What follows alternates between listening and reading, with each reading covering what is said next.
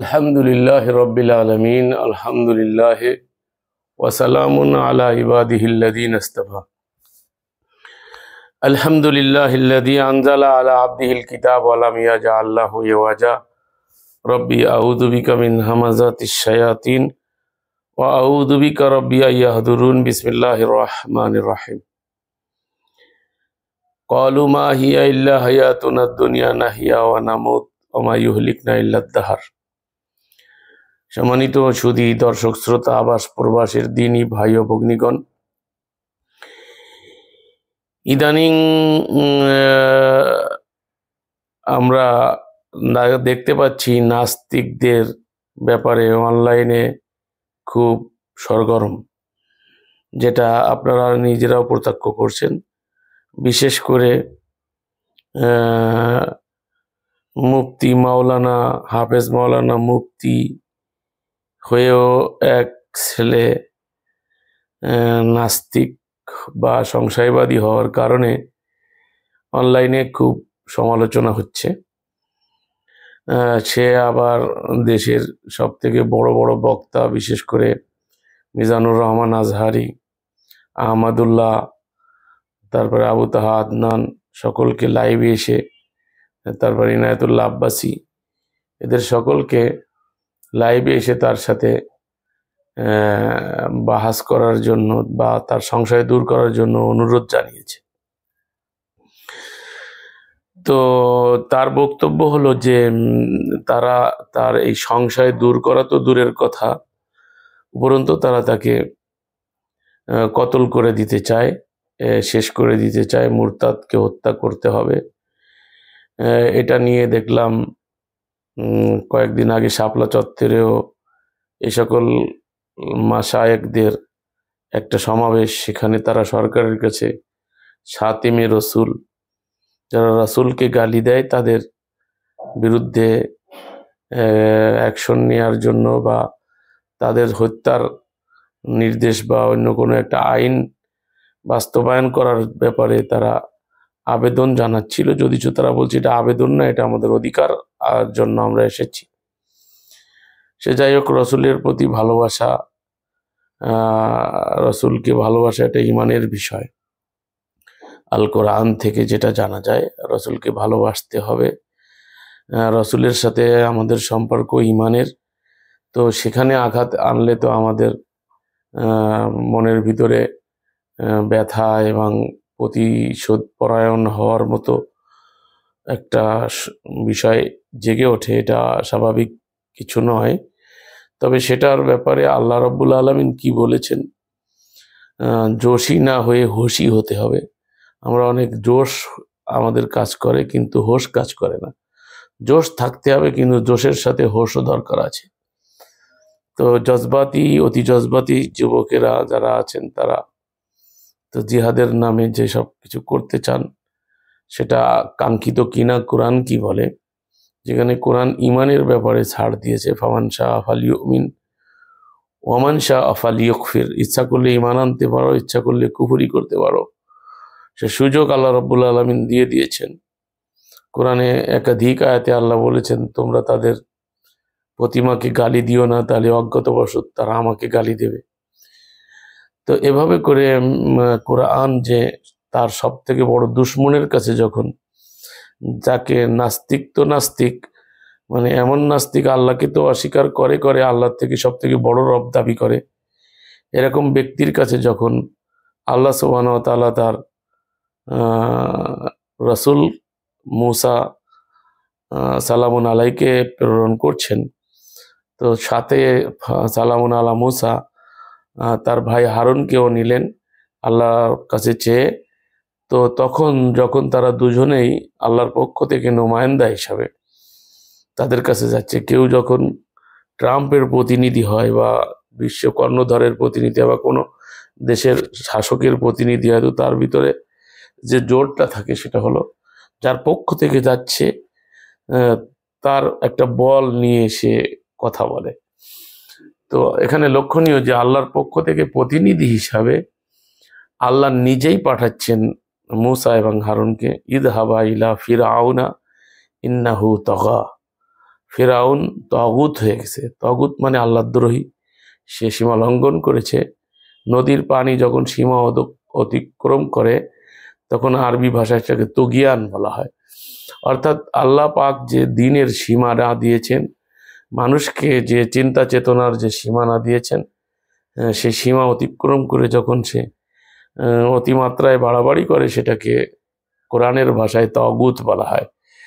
তো এই তগুতকে কুফরি করা, তগুতকে অস্বীকার করা, এটা ইমানের একটা বিষয়, যেটা আমরা জানবো। কোরআনে বলেছেন ওমাই ইয়াকফুর বিত্তাগুত ইউমিন বিল্লাহ, ওমাই ইয়াকফুর বিত্তাগুত, যে সূরায়ে আল বাকারার 155 পরেই বলছে, সূরায়ে আয়াতুল কুরসির পরে, ওমাই ইয়াকফুর বিত্তাগুত ওয়া ইউমিন বিল্লাহ ফাকাদ ইসতামসাকা বিল উরওয়াতিল উসকা, যে তগুতকে কুফরি করলো, অস্বীকার করলো, ইউমিন বিল্লাহ আল্লাহতে বিশ্বাস স্থাপন করলো, ফাকাদ ইসতামসাকা বিল উরওয়াতিল উসকা, সে এক সুদৃঢ় হাতলকে ধারণ করলো যা কখনো ছেড়বার নয়।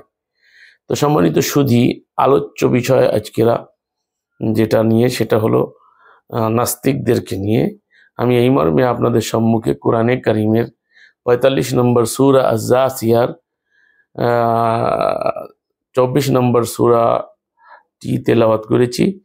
তো আমি ওখান থেকে আপনাদেরকে সংক্ষিপ্ত, আমি ব্যস্ততার মধ্য থেকে একটা লাইভ দেখতেছিলাম, দেখে লোভ সংবরণ করতে পারছি না, তাই এই আলোচনাটা করতে যাচ্ছি বা করতেছি। অতি সংক্ষেপে আমি আলোচনাটা করব, ধারাবাহিকভাবে নাস্তিকদেরকে নিয়ে আলোচনা ইনশাআল্লাহ করব।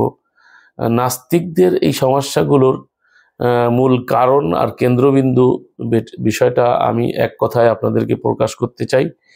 যারা নাস্তিক আছে, যেমন এই যে হাফেজ মাওলানা মুফতি, যে ছেলেটা ইমরান নামের, ইসলামের প্রতি সংশয় জন্ম নিয়েছে তার, সে যাদের কাছ থেকে সমাধান চাচ্ছে তারা তার সমাধান দিতে পারবে না, কারণ তাদের দুর্বলতাটা কোথায় সেটা বুঝতে হবে। আর এই ইমরানরা, আর এই আব্দুল্লাহ মাসুদ বলেন, আর এই যে আপনার মুফাসসিল ইসলাম বা অন্যান্য যারা সংশয়বাদী, সবাই আবার নাস্তিক দাবি করে না, কেউ সংশয়বাদী বলে, কেউ নিজেদেরকে প্রকাশ্যে নাস্তিক বলে। তো এই নাস্তিক যারা, তারা তাদের সমস্যাটা মূলত কেন ইসলামের পরে, এটা আমি যেটা বুঝেছি সেটা আমি আপনাদেরকে স্পষ্ট করছি। আমার মনে হয় কেউ যদি যাচাই করতে চান তাহলে আমার মনে হয় এটাই ক্লিয়ার হবে, এটা প্রমাণিত হবে। সেটা হলো এই প্রচলিত লাহওয়াল হাদিস বা সহি হাদিসের নামে, রসুলের নামে চলমান যে সকল হাদিস, আর এই হাদিসকে নিয়েই আপনারা জানেন, আমি আগে একটা ভিডিও করেছিলাম নূপুর শর্মা, যে আয়েশা রাদিয়াল্লাহু তাআলা আনহার, উম্মুল মুমিনিনের 6 বছরের রসুলের সাথে বা বিবাহের যে বিষয়টা, সেটাকে নিয়ে যে আপত্তি তুলেছিল, এটার কারণ ছিল ওই সহি হাদিস। এমনিভাবে নাস্তিকরা যত আপত্তি করে, আমি নাস্তিকদের বক্তব্য এবং লেখনী যতটুকুন অধ্যয়ন করেছি জানা বোঝার জন্য, তো তাতে আমি দেখেছি যে তাদের আপত্তিটার কারণ হলো এই প্রচলিত সহি হাদিস এবং ইতিহাসের আলোকে ইসলামের যে কলঙ্ক অধ্যায় রচনা করা হয়েছে, ইসলাম পরিসমাপ্তি ঘোষণা করার পরে 1400 বছর আগের যে ঘটনাগুলো, আমি তাদেরকে বলতে চাই যে আমাদেরকে, আমি জানাইতে চাই, এই কোরআন 1400 বছর আগের কিতাব না, এই কিতাবের সূচনা হয়েছে মানুষের শুরু থেকে। তার জ্বলন্ত প্রমাণ হচ্ছে এই যে মাস চলছে, চলমান মাস, এই মাসে আল্লাহ সুবহানাহু ওয়া তাআলা বলছেন, শাহরুর রমাদান আল্লাযী উনজিলা ফীহিল কুরআন হুদাল লিন-নাস ওয়া বায়িনাতিম মিনাল হুদা ওয়াল ফুরকান। রমাদান হচ্ছে সেই মাস যে মাসে নাজিল করা হয়েছে আল কোরআন। তো এই যে আল কোরআনে, এই আমার যেটা শুধু বঙ্গ অনুবাদটার একটা কপি মানে করে বের করা হয়েছে, এখনো প্রিন্ট হয়নি, তবে শুধু দেখার জন্য যেটা বের করেছিলাম আপনাদেরকে আগেও জানাইছি, সেটা এই সামনে। তো এই যে কোরআনের অনুবাদটা, এই অনুবাদদের সমস্যা হলো যে হাদিস ভিত্তিক চিন্তা চেতনা নিয়ে যে অনুবাদ হয়েছে, সেই অনুবাদের কারণে আপত্তি তুলছে। কিন্তু আসলে আমার মনে হয় যে কোরআনের পারফেক্ট অনুবাদ যদি হতো, আল কোরআন ইউফাসসিরুজ জামান, যেমন আপনারা জানতে পারবেন যে আলাক নিয়ে পূর্বে সালাফরা যেসব চিন্তা ভাবনা করেছে, পরবর্তীতে এসে সূরা আলাক, যেটাকে প্রথম সূরা বলে, ইতিহাস বলে, 96 নম্বর সূরা ইকরা বিসমির সূরা, সেখানে যে আলাক শব্দটা আছে, এই আলাক জমাট বাঁধা, রক্তপিণ্ড, কেউ বলে জোকের মতো লেগে থাকা, নানান কথা। এটা বিজ্ঞানের যুগে এসে আরো স্পষ্ট হয়েছে। তো অনুবাদটা ঠিক যুগের সাথে তাল মিলিয়ে তাদাব্বুর করে মিলাইতে হবে। সেটা যদি ওই প্রচলিত হাদিসের আলোকে করা হয়, বা অথবা সালাফরা কি করেছেন, পূর্বসূরি, আমাদের আহলে হাদিসরা সালাফি যারা বলেন, সালাফ পূর্বসূরি, আর আমাদের এই কওমি গ্রুপ দেওবন্দি যারা আছে আমাদের সমাজে, এরা বলে আকাবির, পূর্বসূরি, আকাবির বড় যারা, এদের আকাবিরা মুজরিমিহা কোরআনে বলছেন যে এই বড়দের সম্পর্কে কোরআনে মুজাম্মত করা হয়েছে।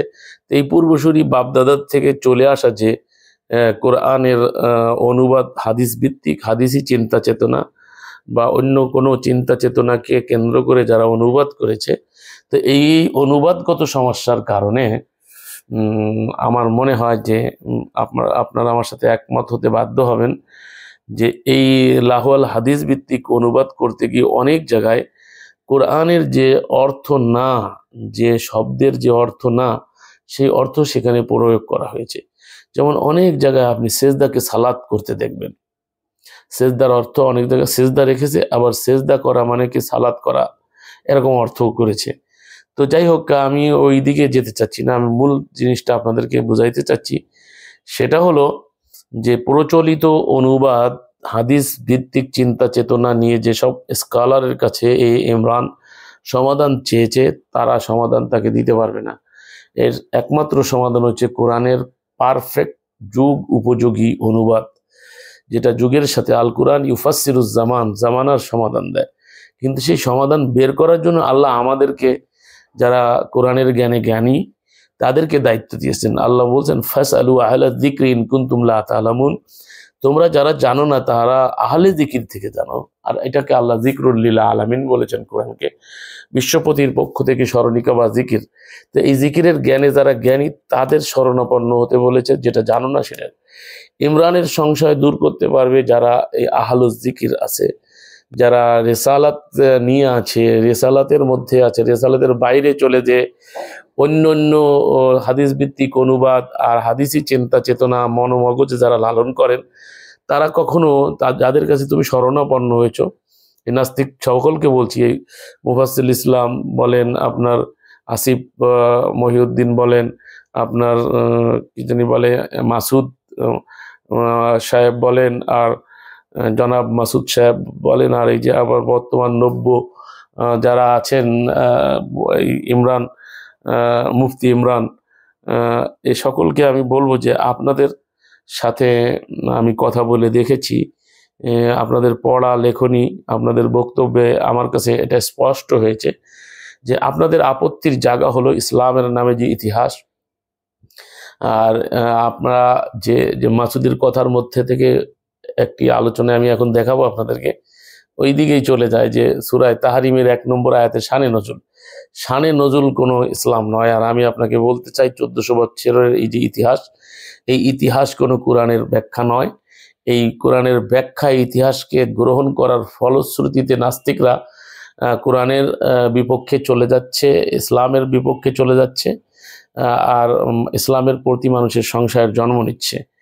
আয়েশা রাদিয়াল্লাহু তাআলা আনহা উম্মাহাতুল মুমিনিনের ব্যাপারে যে কথা বলতেছিলাম, আমার একটা ভিডিও আছে, স্বতন্ত্র দেখে নেবেন, নূপুর শর্মার সময় আমি করেছিলাম। এটার মূল কেন্দ্রবিন্দু হচ্ছে এই সহিহ হাদিস। কোরআনে কোনো এ ধরনের বক্তব্য নাই, কোনো নাবালিকাকে বিবাহ করা আর এটা হতে পারে না। কোরআন নাজিল হয়েছে, আমি বলতেছিলাম শাহরু রমাদান আল্লাযী উনজিলা ফীহিল কুরআন হুদাল লিন-নাস, এটা হচ্ছে মানব জাতির জন্য হুদা, পথ নির্দেশনা। তো এটা 1400 বছর আগের না, যেদিন থেকে মানব জাতি, সেদিন থেকে আল্লাহর হুদা পাঠানোর প্রতিশ্রুতি, সেই হুদার পূর্ণাঙ্গ রূপ হচ্ছে এটা, যেটা আপনাদের সামনে দেখাচ্ছি, আল কোরআন। এটা বঙ্গ অনুবাদ, তো এর যে আরবি যেটা টেক্সট, সেটাই আল্লাহ রাব্বুল আলামিন পূর্ণাঙ্গতা দিয়েছেন। তো আমি সকলকে বলতে চাই, মেসেজ যেটা দিতে চাই সেটা হলো, নাস্তিকদের এই বাড়াবাড়ি বা নাস্তিকদেরকে সাথে আমাদের সোকাট আলেমরা যে আচরণ করছেন, তাদেরকে হত্যা করা, শেষ করে দেওয়া, এটার কারণ হলো, আমি বলবো যে তাদের কোরআন সম্পর্কে জ্ঞানের অভাব। এই যারা সোকার্ড আলিম স্কলার বলে ধারণা করছি, এরা আসলে কোরআনের যতটুকুন জ্ঞান রাখে তাও হাদিসের জ্ঞানটাই তাদের বেশি, যার ফলশ্রুতিতে তারা এই ইমরান সহ মুফতি মাসুদ যারা আছে এদের সঠিক জবাব দিতে পারে না। মুফাসসিল ইসলাম মাঝে মাঝে এসে চ্যালেঞ্জ করে বসে। আমি একদিন আমাকে চ্যালেঞ্জ করলো মৌলবী, বাংলাদেশের সকল মৌলবীদেরকে ডাকলো, সম্ভবত গত রমজানের মধ্যে। আমি বাসের মধ্যে ছিলাম, আমার এক বন্ধু রুমি ভাই, তিনি আমাকে উত্তরা থেকে ওইটা লিঙ্ক দিলেন, তখন আমি ঢুকছিলাম, কিন্তু আসলে কিছু কথা আমার যেটা বলেছিলাম যতটুকুন বাসের মধ্যে ভিড়ের মধ্যে সেটাকে প্রচার করা হয় নাই। আর দ্বিতীয়ত হচ্ছে আসলে আমি পূর্ণাঙ্গভাবে সেদিন আমি তার জবাব দিতে পারিনি। তার কারণ ছিল যে আমি বাসে ভিড়ের মধ্যে ঝুলন্ত অবস্থায় ছিলাম। তো সে যাই হোক, কেউ তার চ্যালেঞ্জে মুফাসসিল ইসলাম ডাকে মৌলবীরা কেউ এগোতে চায় না। তার কারণ হলো, আমি যেটা বুঝেছি সেটা হলো, এরা গরম হয়ে যায়, এরা হত্যা করতে চায়, কিন্তু তাদেরকে সংশয় দূর করতে চায় না। তো সংশয় নিরসনের জন্য আল্লাহ রাব্বুল আলামিন কিতাব দিয়েছেন ইখতিলাফ মুক্ত করার জন্য। ওয়াখতালাফতুম ফি শাইইন ফাহুকমুহু ইলাল্লাহ, তোমাদের মধ্যে ইখতিলাফ মতভেদ সংশয় দেখা দিলে তোমরা কি করবে? ফাহুকমুহু ইলাল্লাহ, আল্লাহর হুকুমের দিকে ফিরে আসবে। তো আল্লাহর হুকুমের দিকে আমাদের যারা কোরআন পাঠক বা কোরআন পড়ুয়া, তারা যারা বুঝতে চান তারা বাংলা ভাষায়। তো সমস্যা হচ্ছে বাংলা ভাষায় যে অনুবাদ করা হয়েছে সেই অনুবাদের ভিতরে অনেক সমস্যা আছে, যেটা হাদিস ভিত্তিক এবং তাদের লালিত মাযহাব এবং লালিত আদর্শের দিকে নিয়ে যাওয়ার জন্য কোরআনের অনুবাদকে তারা বিকৃত করেছে।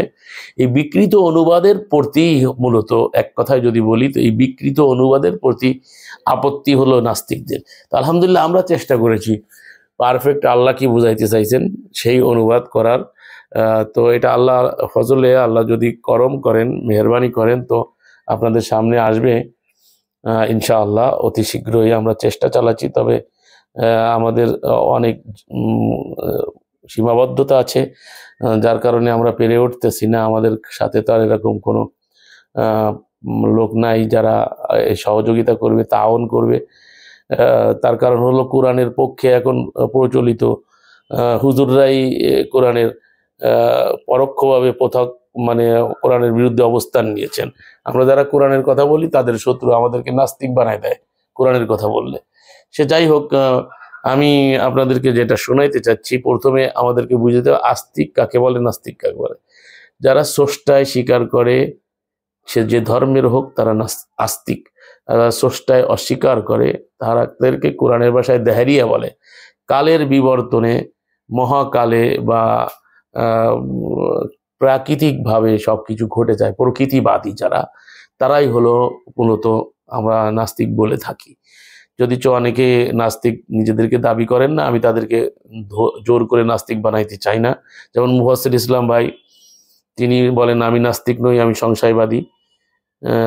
তবে কখনো কখনো আল্লাহর বিধানকে কটাক্ষ করে কথা বলেন। এই আমার মনে হয় এসব কারণ হলো এই আমাদের মোল্লাতন্ত্রের প্রচলিত ইসলাম, যেটা কোরআনিক ইসলাম নয়, তার কারণে এই আপত্তির কারণ। তো সম্মানিত সুধী, আমি আস্তিক নাস্তিক বোঝানোর পরে আপনাদেরকে সংক্ষেপে এই বর্তমান যে ছেলেটার বক্তব্য শুনেই আমার বক্তব্য করতে মনে চাইলো, আপনাদেরকে একটু সতর্ক করার জন্য সেই বক্তব্যটা একটু শোনাই। এটা হচ্ছে মুফতি হাফেজ মৌলানা মুফতি ইমরান, সে অলরেডি লাইভ করতেছে সমস্ত দ্বিতীয় পর্ব। এটা হচ্ছে মুফতি থেকে কেন নাস্তিক হলাম পর্ব 2, সেখান থেকে একটু শোনাই তার আপত্তিটা কোথায়। তাদের সকল প্রশ্নের সকল সংশয়ের জবাব দিতে যদি আমরা ব্যর্থ হই, ভবিষ্যৎ প্রজন্ম নাস্তিকতার দিকে ঝুঁকবে। এই কারণে আমাদের উচিত এই নাস্তিকতা নিয়ে ভাবা, তাদের প্রশ্নের উত্তর নিয়ে ভাবা। তো আমি যখন আমার টিমের লোকগুলোকে সবাইকে বলেছি, কথাগুলো বুঝিয়ে বলেছি, তখন তারা গুরুত্বটা বুঝতে পেরেছে, উপলব্ধি করতে পেরেছে। তখন তারাও শুরু করছে। তো শুরু করতে গেলে জি, আমরা ইমরান ভাইকে আবার একটু হারিয়ে ফেলেছি। জি, এখন আবার দেখতে পাচ্ছি। তো তারাও তো নাস্তিকদের বই পড়তে হবে তাদেরও, তো তারাও পড়া শুরু করেছে। একটা সময় ভাই অবাক হলাম যে আমি দেখলাম আমার ভিতরে অবস্থাটা পরিবর্তন হয়েছে অবশ্যই, কিন্তু আমি এটা কাউকে প্রকাশ করি।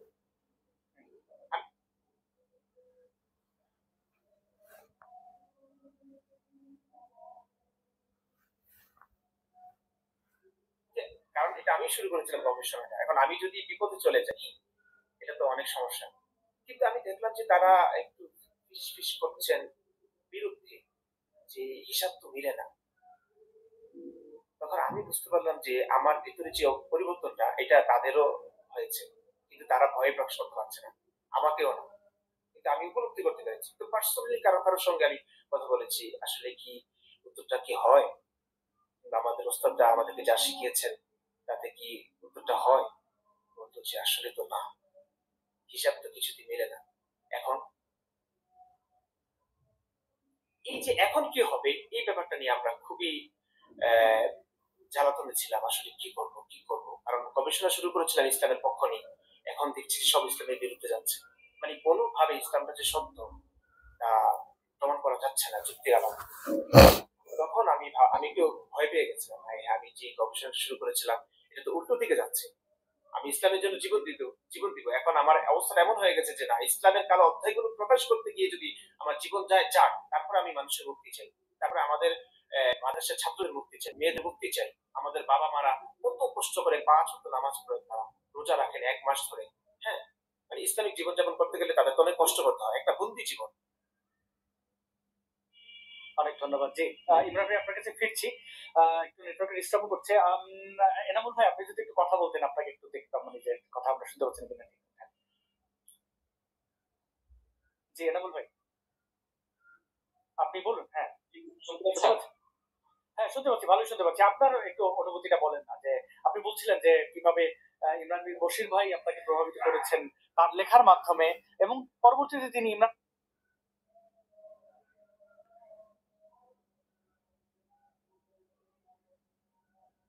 প্রত্যেকটা মানুষ যেন ইসলামকে যেন জেনে বুঝে যেন তারা মানে, শুধু ওই যে 5 ওয়াক্ত নামাজ পড়া, তারপর অ্যাডভান্স, যদিও টেকনোলজি এখন অনেক অ্যাডভান্সড হয়েছে। উপলব্ধি করতে পেরেছি নাস্তিকরা কেন ইসলাম বিদ্বেষী হয়। কারণ অন্য অনেক ধর্ম আছে, আমি বিশ্বাস করি সেগুলো হয়তো এমনও হতে পারে অন্ধবিশ্বাস, কিন্তু এই বিশ্বাসের জের ধরে তারা মানুষকে মারছে না। তাদের বিপরীত চিন্তা ভাবনা যারা লালন করছেন তাদেরকে তারা খুন করছেন, কিংবা ধর্মের গঠনমূলক সমালোচনা যারা করছেন তাদেরকে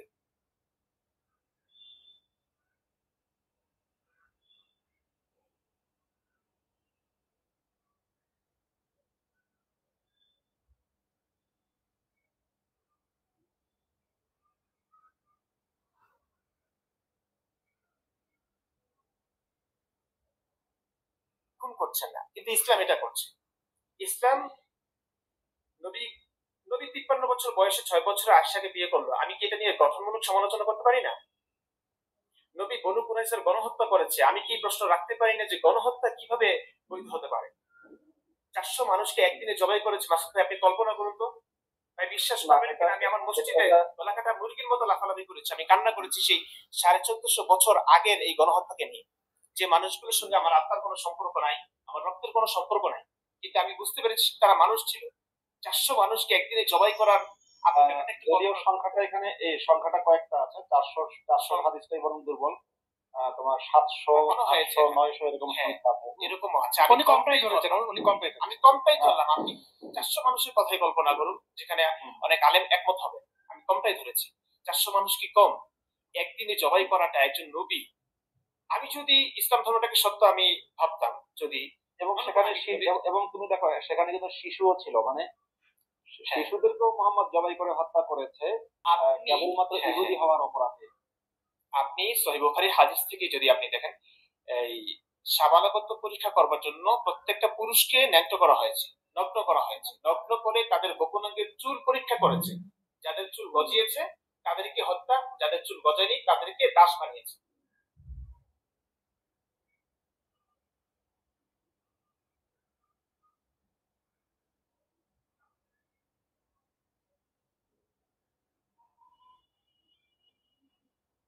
আমি বহু আলেমদের বহু জবাব শুনেছি, আমি তারা উত্তর দেওয়ার চেষ্টা করেছেন, আমি তাদের উত্তরে স্যাটিসফাইড না। আমি মনে করুন আমি আচ্ছা সাবালকদেরকে হত্যা করার ব্যাপারটি কোনোভাবে না হয় তাদের সঙ্গে একমত, কিন্তু নাবালেগ নিষ্পাপ শিশুদের কি দোষ ছিল? তাদেরকে কেন বন্দী করা হয়েছে? তাদের তাদেরকে বিক্রি করে আল্লাহ রসুল আবার যুদ্ধের জন্য অস্ত্র কিনেছেন। আপনি ব্যাপারটা আপনি শুধু আমার ভিতরে এই পরিবর্তনটা কেন আসবে? এই কথাগুলো যদি মুসলমানরা শুনে 99% মানুষ ইসলামটাকে মেনে নিতে পারবে না। মানুষ জানে না বলে তারা উপস্থিত হয়ে আছে। হ্যাঁ, যদি মুসলমানরা পড়াশোনা করে, মুসলমানরা ক্রিকেট খেলা বাদ দিয়ে, ক্রিকেট খেলা দেখা বাদ দিয়ে, আর হচ্ছে যে খলিফার ভিডিও দেখা বাদ দিয়ে যদি একটু এই যে মুফতি ইমরান বিন বশির যে কথাগুলো বলছে যে মোহাম্মদ বনু কুরাইজার লোকদের সাথে কি করেছিল, এটা কোরআন থেকে এবং হাদিস থেকে সিরাত থেকে যদি একটু পড়ে, তাহলে তার বিবেক যদি সামান্যতম, মানে যদি 1% বিবেক থাকে, আমার মনে হয় তার পক্ষে ইসলাম ত্যাগ করা যথেষ্ট। এগুলো হ্যাঁ, ওরা জানে না বলেই আস্তিক অনেক ইমানদার হয়ে আছে। এগুলো জানলেই যে কোনো মানুষের পক্ষেই সংশয়বাদী হওয়াটা মানে খুব পরিষ্কার হয়ে যাবে। আচ্ছা ইমরান, একটা প্রশ্ন আছে, আমি একটা ছোট্ট প্রশ্ন করি ইমরানকে।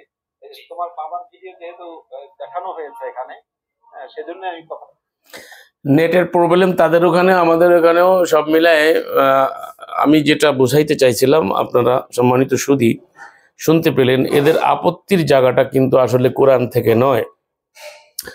তাদের আপত্তির জায়গাটা ওই যে বনি কুরাইজার ঘটনা, আয়েশা রাদিয়াল্লাহু তাআলা আনহার ঘটনা, ইতিহাস হাদিস থেকে যেগুলো আছে, তারপরে আপনার ওই যে প্রেক্ষাপট যেটাকে বলি, আপনার কোরআন নাজিলের প্রেক্ষাপট নিয়ে এসে আমাদের হুজুররা তফসির করতে গেলে দেখবেন শানে নজুল যেটাকে বলে, আসবাবুন নুজুল, আসলে এইগুলো সব ভুয়া, এইগুলোর কোনো প্রয়োজন নাই ইসলামকে জানার জন্য। এনাফ কোরআন। আল্লাহ বলছেন কোরআনে কারিমে যে তাদের জন্য কি কোরআন যথেষ্ট নয়? আমি তাদের জন্য কোরআন অবতীর্ণ করেছি, এটা কি তাদের জন্য যথেষ্ট নয়? আল্লাহ প্রশ্ন করেছে, আওয়ালাম ইয়াকফিহিম আন্না আনজালনা আলাইহিম, তাদের প্রতি যে আমি নাজিল করেছি কিতাব, যা তাদের কাছে আবৃত করা হয়, সেটা কি তাদের জন্য যথেষ্ট নয়? আল্লাহ প্রশ্ন করেছেন। কিন্তু এই মোল্লাতন্ত্রের কাছে কোরআন যথেষ্ট না হওয়ার কারণে তারা কোরআনের সাথে এইসব ইতিহাস জুড়ে দিয়ে মোহাম্মদের নামে যেগুলো করছেন, যে ইতিহাসটা বনি কুরাইজার 400 এবং দুর্বল রওয়ায়াত বললো, যেটা রওয়ায়াত ও দুর্বল, অর্থাৎ যেগুলো হাদিসের দুর্বল হাদিস যেটাকে বলা হয়, সেটাকে তারা সামনে এনে ইসলামকে হেয় করার চেষ্টা করতেছে। আর এর কারণ হলো আমাদের এই হুজুরদের দুর্বল এই সমস্ত লাহুয়াল হাদিসের প্রচার। এটা প্রচার করতে তো আল্লাহ আমাদেরকে বলেন নাই। আর এটা তো আসলে ইসলামের কোনো বিষয় হতে পারে না, এটা কোনো ইসলামের বিষয় না, এটা ইসলামের বিষয় না, সেটাকে ইসলামের বিষয় বানিয়েছে আমাদের হুজুররা। সেজন্য আজকে ইসলামের পরে এই আপত্তি। সেখানে আপনি দেখেন, কোরআন যদি দেখেন, এখানে আল্লাহ বলছেন মান কাতালা নাফসান বিগাইরি নাফসিন আও ফাসাদিন ফাকান্নামা কাতালান নাস জামিয়া। আল্লাহ রাব্বুল আলামিন বলছেন, কেউ যদি অন্যায়ভাবে একটি মানুষ হত্যা করে, সেটা গোটা পৃথিবীর মানুষকে হত্যা করার অপরাধী হলো। আর কেউ যদি একটা মানুষকে বাঁচিয়ে দেয়, সে যেন সারা পৃথিবীর মানুষকে বাঁচিয়ে দেওয়ার কাজ করলো। তাহলে এত বড় একটা জঘন্য কাজ কি করে ইসলামে থাকতে পারে? আল্লাহ রাব্বুল আলামিন যেখানে নিরীহ মানুষকে হত্যা করতে, সূরা মাইদার যে আয়াতটা আমি আপনাদেরকে বললাম, একজন নিরীহ মানুষকে হত্যা করা সমগ্র মানব জাতিকে হত্যা করার সমান অপরাধ যেখানে ইসলাম বলছে, সেখানে যে রসুলের বাড়ি আয়াত অবতীর্ণ হয়েছে, তিনি কি করে নির্বিচারে শিশু নারী সহ এভাবে হত্যা করতে পারেন? আল্লাহ বলেন, একজন মানুষকে জীবন রক্ষা করা সমগ্র মানব জাতির জীবন রক্ষা করার মতো মহান কাজ যেটা আল্লাহ বলেছেন কোরআনে। তাহলে আপনি দেখেন কোরআনের সাথে এই হাদিসের মিল কোথায়? এই হাদিসগুলো কোরআনের বিপক্ষে দাঁড় করানোর জন্য এগুলো তৈরি করা হয়েছিল। আজকে সেই কারণে আজকে এই উমাইয়া শাসক থেকে নিয়ে এই কথাটা আপনাদেরকে বোঝানোর জন্য আমরা চেষ্টা করে যাচ্ছি। এই যে আল কোরআনের সঠিক অনুবাদ আপনাদের সামনে পেশ করতে চাচ্ছি। নাস্তিকতার সকল জবাব আলহামদুলিল্লাহ আশা করি অনেকটা সংশয় মুক্ত হয়ে যাবে যদি এটা মানুষের সামনে আনতে পারি। আল্লাহ যদি তৌফিক দেয়, তো সবার তো সংশয় দূর করা আমাদের দ্বারা সম্ভব না, আপত্তি তো থাকবেই, যুগে যুগে হয়েছে, থাকবে, তবে অনেকটা হ্রাস পাবে আমার মনে হয়। তো সেটা আমরা করতে পারছি না, দুঃখজনক হলেও সত্য। আমাদের অর্থনৈতিক দৈন্যতা, আমাদের অন্যান্য সমস্যাগুলোর কারণে আমি চাইছিলাম একটা সম্পাদনা বোর্ড তৈরি করে তার মাধ্যমে এটাকে জাতির সামনে প্রকাশ করা, কিন্তু নির্ভুলভাবে সেটা হয়ে উঠতেছে না। আপনারা চাচ্ছেন কিন্তু আমি দিতে পারছি না, দেরি হওয়ার এইসব কারণ। তো সম্মানিত সুধী, আল্লাহ রাব্বুল আলামিন বলছেন, তোমরা নিজেদের ধর্মের ব্যাপারে বাড়াবাড়ি করো না, সূরা নিসা 131 নম্বর আয়াত দেখেন, ধর্মের ব্যাপারে কোনো জোর জবরদস্তি নাই, যেটা আমি আপনাদেরকে বলেছিলাম, সরি আগে মানে 100 বলেছি, 156 হবে, 155 বলছিলাম, 55-র পরে এখানে হবে 256, সরি। তো 256 নম্বর আয়াত সূরা আল বাকারা, সেখানে আল্লাহ জবরদস্তি নাই ধর্মে, লা ইকরাহা ফিদ্দীন, ধর্মে কোনো বাড়াবাড়ি নাই, জবরদস্তি নাই। অথচ আমরা নাস্তিকদেরকে হত্যা করতে চাচ্ছি যে বিধানের ভিত্তিতে, সেই বিধানটা কোরআন বিরোধী। এটা আমরা ইতিপূর্বে আপনাদেরকে ভিডিও আকারে জানাইছি। যে ভালো কাজে উদ্বুদ্ধ বা সাহায্য করবে সে উপকৃত হবে, আর যে মন্দ কাজে প্ররোচিত বা সহযোগিতা করবে সে ক্ষতিগ্রস্ত হবে। আল্লাহ সবই দেখেন, সূরা নিসার 85 নম্বর আয়াত। তো কেউ যদি তার সংশয় দূর করার জন্য চেষ্টা করতে থাকেন বা চেয়ে থাকেন, তো আমাদের যারা স্কলার নামে খ্যাত, তাদের তো উচিত যে তাদের সমস্যার সমাধান করা, কিন্তু তারা তাদের সমস্যার সমাধান তো করছে না, উপরন্তু তারা নাস্তিকদেরকে হত্যা করবে এইসব কথাবার্তা বলছে। আমরা এই কথাগুলো নাস্তিকদের পক্ষ নিয়ে কথা বলছি না, অনেকে ভুল বুঝবেন যে আমরা মনে হয় নাস্তিকদের পক্ষ নিয়ে কথা বলছি। তো এই নাস্তিকদের যে যৌক্তিক কথাগুলো আছে, তাদের যৌক্তিক দাবি, সেটা পূরণ করা আমাদের জন্য জরুরি বলে আমি মনে করি। তো সেটা করা হচ্ছে না বিধায় আপত্তি, এটা আজকের নয়। দেখেন আল্লাহ রাব্বুল আলামিন আল কোরআনে 45 নম্বর সূরা জাসিয়ায় এই কথাগুলো তুলে ধরেছেন। তখনও যেহেতু নাস্তিক ছিল, নাস্তিক মানে লোক শুরু থেকেই ছিল, না হলে তাদের বিষয়টা আল্লাহ কোরআনে তুলে ধরেছেন। আজকেও যে থাকবে না তা না, তবে সর্বকালে সর্বযুগে নাস্তিকদের সংখ্যা আটার মধ্যে লবণের মতো, অর্থাৎ নাস্তিকের সংখ্যা সর্বযুগেই খুব কম, আস্তিকের সংখ্যাই বেশি। এখনো যদি আপনি জরিপ করেন যে কোনো ধর্মে, তারা স্রষ্টায় বিশ্বাসী, যদিও তারে ভিন্ন নামে, কেউ ভগবান, কেউ ঈশ্বর, কেউ গড, কেউ আল্লাহ, কেউ খুদা, বিভিন্ন নামে তাকে জানে, তবে স্রষ্টা একজন আছে, এটা সবাই স্বীকার করে যারা ধর্মে বিশ্বাস করে। তো সম্মানিত সুধী, আমি একটু আয়াতটা শোনাই। আল্লাহ রাব্বুল আলামিন বলছেন, আরাইতা মান ইত্তাখাযা ইলাহাহু হাওয়াহু ওয়া আদাল্লাল্লাহু আলা ইলমিন খাতামা আলা সামিহি ওয়া কলবিহি ওয়া জাআলা আলা বাসারি গিশাওয়াতান ফামান ইয়াহদিহি মিন বাদিল্লাহি আফালা তাযাক্কারুন। আল্লাহ বলেন, তবে কি তুমি কি তাকে লক্ষ্য করেছ যে তার প্রবৃত্তিকে আপন ইলাহ তথা আইনদাতা বানিয়েছে, আর তার কাছে জ্ঞান আসার পর আল্লাহ তাকে পথভ্রষ্ট করেছেন জেনে বুঝে। যেমন এই ইমরানের কাছে বলতে পারি, হে হাফেজ মাওলানা মুফতি, বয়স কম হলেও ভালোই জ্ঞান রাখে, সে চিন্তা ভাবনা করে, তো জেনে বুঝে পথভ্রষ্ট হচ্ছে কেন, সেটা আল্লাহ বলছেন। তিনি তার কান ও অন্তরে মোহর মেরে দিয়েছেন। এখানে আবার অনেকেই নাস্তিকরা আপত্তি করে, আল্লাহ যদি মোহর মেরে দেয় তাহলে সে কি করে পথে আসবে? আসলে বিষয়টা হচ্ছে, সে ও পথে গেছে আগের থেকে। আল্লাহ আগে বলছে যে জ্ঞান আসার পরে সে জ্ঞানকে উপেক্ষা করে সে প্রবৃত্তি পরায়ণ হয়েছে, প্রবৃত্তির পূজা শুরু করেছে, যেটাকে বলা হয় মনোপূজা, সেটা সে শুরু করেছে। তাই আল্লাহ রাব্বুল আলামিন তার কান ও অন্তরের পরে মোহর মেরে দিয়েছেন, আর তার চোখের উপর স্থাপন করেছেন আবরণ। যারা পরকালে বিশ্বাস করেন, আল্লাহ বলছেন, বিশ্বাস না করার কারণে হিজাব মাস্তুরা, এক পর্দা আল্লাহ সৃষ্টি করে দেন। আল্লাহ বিধান তারা বুঝতে পারে না। তো এটা কখন করেন? যখন তাদের মারিজ বৃদ্ধি পায়, তাদের রোগ বৃদ্ধি পায় এবং তারা ওইদিকে ধাবিত হইতে থাকে। এখানে আল্লাহকে দোষ দিয়ে লাভ নেই। আল্লাহ তো সুযোগ করে দিয়েছেন, ফামান শাহ ফালিউমিন ওয়া মান শাহ ফালিউকফির, ইচ্ছা করলে ঈমান আনতে পারে, ইচ্ছা করলে কুফরি করতে পারো। অতএব আল্লাহ পার কে তাকে হিদায়াত করবে। অর্থাৎ যখন সে এই পথে চলে যায়, তখন আর আল্লাহর বিশেষ অনুগ্রহ ছাড়া পথে আসার কোনো সুযোগ থাকে না, সেটাই বোঝাচ্ছে। এখান থেকে আবার নাস্তিকরা বিভিন্ন রকম, এই অনুবাদ আমার অনুবাদ না, এটা যেটা প্রচলিত অনুবাদ আমি সেটা শোনাচ্ছি। আমারটা শুনাইতে গেলে কোরআন খুলে আবার সময় লাগবে, সেজন্য আমি অ্যাপস থেকে দেখাচ্ছি আপনাদেরকে।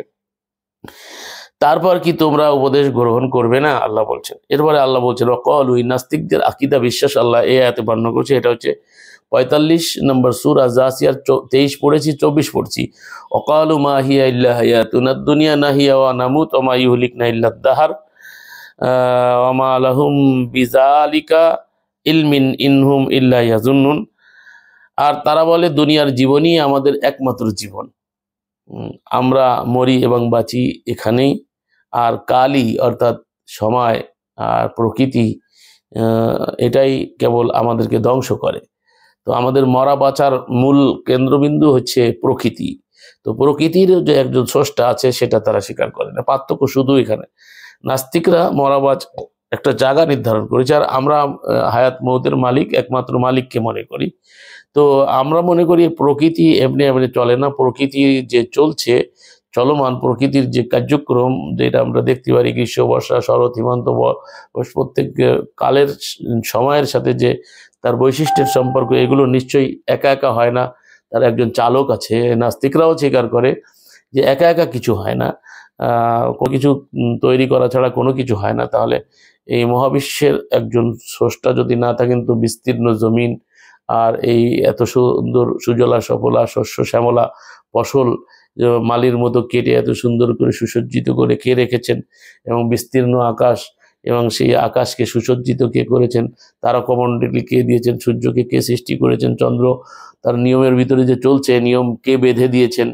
তো নিশ্চয়ই এখানে এক জায়গায় জিজ্ঞেস করলেই হাল হয়ে যায়, নিজের মধ্যেই যদি প্রশ্ন করা হয়। আমি তো প্রায় দেখেছি নাস্তিকদের একটি জবাবের কাছে পুরা নাস্তিক উপকাত হয়ে যায় যদি এটা বোঝে, আম খলিকু মিন গায়রি শাইইন আম হুম খালিকুন, তারা কি নিজেরাই নিজেদের স্রষ্টা না, তারা স্রষ্টা ছাড়া সৃজিত হইয়াছে। অর্থাৎ আমি কি আমার স্রষ্টা? আমি যদি আমাকে প্রশ্ন করি তো নিশ্চয়ই আমার ভিতর থেকে উত্তর আসবে আমি আমার স্রষ্টা না। তাহলে দ্বিতীয় প্রশ্ন আসবে যে আমি কি স্রষ্টা ছাড়া সৃষ্টি হয়েছি, না আমার কোনো স্রষ্টা আছে? তখন সে প্রকৃতিকে বলুক বা সেকে আল্লাহ নামে বলুক, সেটাকে আপনি যে নামেই বলেন, স্রষ্টা থাকতে হবে, স্রষ্টা ছাড়া সৃষ্টি হতে পারে না। একজন নাস্তিক আমাকে প্রশ্ন করেছিল, আপনি এসেছেন আপনার বাপের ঔরাসজাত থেকে। এই যে কালকে যেমন নাস্তিকরা একটা আয়াত বানাইছে, কোনো একজনের তাই ইউটিউবে শুনতেছিলাম, মা আয়াত, আয়াতের নাম হচ্ছে মা, শিরোনাম হচ্ছে মা, মায়ের নামে। তো তারা বলতে চাচ্ছে আমি মার থেকে আসছি, মাই সব কিছু করে, মাই আমাকে পরিচালনা। তো মাকে কে আনছিল? মাও তো আসছিল কোনো জায়গার থেকে। তো এরা এটা বুঝতে চায় না, ওরা এরকম প্রশ্ন করে, আপনি আপনার বাপের ঔরাস থেকে এসেছেন, মায়ের গর্ভ থেকে এসেছেন, তো তা আপনার বাবা আসছে, আপনার দাদা থেকে, দাদা আসছে, পরদাদা থেকে, তার সে আসছে, আল্লাহ কোথা থেকে আসছে? তো আমি বললাম স্রষ্টাকে কে বানাইছে, আমাকে প্রশ্ন করলো। তাই আমি বললাম আপনার প্রশ্নের মধ্যেই আপনার উত্তর নিহিত আছে। আপনি যে প্রশ্ন করেছেন এই প্রশ্নটাই উত্তর দেয় যে স্রষ্টা একজন আছে। তার কারণ আপনি জিজ্ঞেস করেছেন আপনাকে স্রষ্টাকে কে বানিয়েছে। তো স্রষ্টাকে যদি সৃষ্টি করা হয় তিনি স্রষ্টা থাকেন না, স্রষ্টাকে যদি সৃষ্টি করা হয় তিনি স্রষ্টা থাকেন না। তো স্রষ্টাকে সৃষ্টি করা হয় নাই বিদায় তিনি স্রষ্টা, আর তিনি অনাদি অনন্ত, তিনি আছেন, থাকবেন, তিনি হচ্ছেন একমাত্র আমাদের মালিক। তো তিনি আমাদের জীবন ও মৃত্যুর মালিক, তিনি তার দিকে আমরা সুম্মা ইলাইহি তুরজাউন প্রত্যাবর্তিত হব। তো এখানে নাস্তিকদের সম্পর্কে আল্লাহ রাব্বুল আলামিন যে কথা বলছেন, তারা এই প্রকৃতিবাদী, কালের বিবর্তনেই সবকিছু হয়, বস্তুত এই বিষয়ে তাদের কোনো জ্ঞান নেই, তারা শুধু ধারণাই করে, আল্লাহ বলছেন। তো সম্মানিত দিনী ভাই ও ভগ্নীগণ, অতি সংক্ষেপে আজকে আমি আপনাদেরকে যেটা মেসেজটা দিতে চাচ্ছি সেটা হলো, দেশ বিদেশে যারা পরবর্তীতে আমাদের এই আলোচনা শুনবেন তাদের সকলকে অনুরোধ করব যে আমরা দুনিয়ার পিছনে এত অর্থ ব্যয় করছি, এত কিছু করছি, কিন্তু আল কোরআনের পিছনে আমরা জীবন দেওয়ার জন্য অনেক লোক বলে থাকে, কিন্তু কার্য তো দেখা যায় কাউকে খুঁজে পাওয়া যায় না। তো এই পারফেক্ট অনুবাদটা যদি সামনে আসতো তাহলে নাস্তিকদের আলহামদুলিল্লাহ আশা করা যায় যে অনেক সমস্যার সমাধান আমরা তাদের সংশয় দূর করতে পারতাম। যেহেতু আমাদের এই অনুবাদের ভিতরে আমরা কোরআনের অনুবাদ করেছি, কোরআনের একটি আয়াতের সাথে অন্য কোন আয়াত রিলেটেড সেটা আমরা নিচেই দেখিয়ে দিয়েছি ফুটনোটে। আর আমরা চাইছি যে কোরআনের যেন একটা আয়াত আর একটা আয়াতকে অকার্যকর না করে।